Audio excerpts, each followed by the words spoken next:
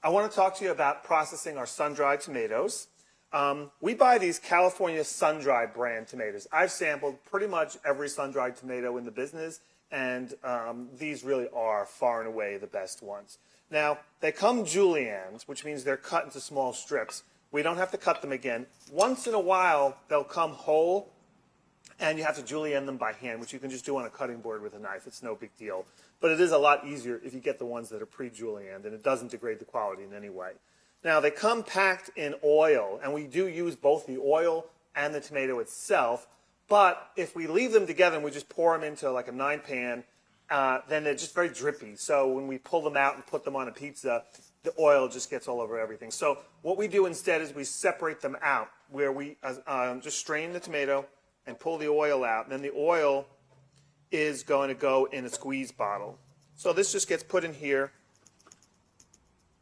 It's not that much to it. We'll let it sit for about 5 minutes.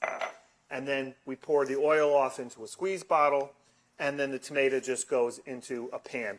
Actually, we have 2 different recipes that use the sun-dried tomatoes. One is the house salad. For the house salad, it's very, very simple. After this is sat for 5 minutes and strained, there's really not much to it. We just take it, plop it right into a 9-pan. This goes right on the line for the salad.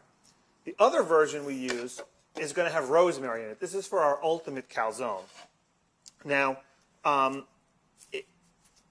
want to just show you a little trick here. We're going to just cut off some rosemary, and just to get the flavor going, I'm going to give it a little rough chop. If I didn't chop it, then individual bites of the calzone would have a very strong rosemary flavor from a whole leaf. So I do want to chop it. However, once I chop it, as I mentioned in some of the other videos, once you chop herbs, they begin to lose their flavor. So first step is I don't want to over chop it. I want sort of a rough chop. Each leaf should be maybe cut into 3 or no more than 4 pieces.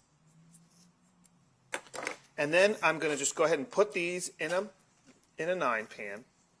And this little trick is kind of important.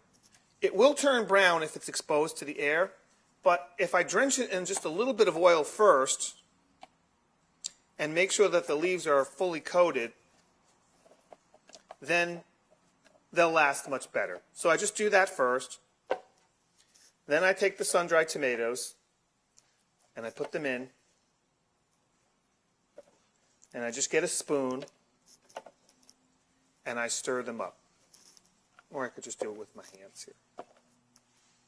Just consult your recipe sheet for how much sun-dried tomato to use. But it's probably about 1 stalk of rosemary